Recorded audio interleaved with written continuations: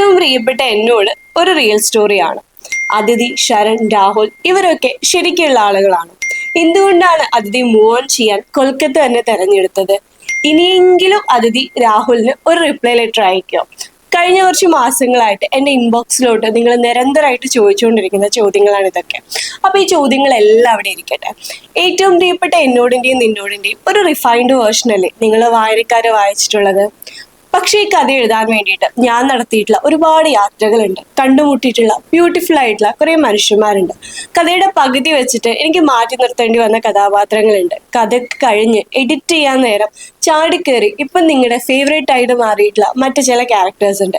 അപ്പൊ ഏറ്റവും പ്രിയപ്പെട്ട എന്നോടിന്റെയും നിന്നോടിന്റെയും കഥകൾക്ക് പിന്നിലെ കഥ, ഈ ക്യാരക്ടേഴ്സിനെ ഞാൻ എങ്ങനെ കണ്ടെത്തി, അവരുടെ ജേർണി എന്താണ് എന്നുള്ള കാര്യങ്ങളൊക്കെ അറിയാൻ നിങ്ങൾക്ക് താല്പര്യം ഉണ്ടെങ്കിൽ ഇപ്പൊ തന്നെ എൻ്റെ ബയോയിലുള്ള യൂട്യൂബ് സബ്സ്ക്രൈബ് ചെയ്യാം.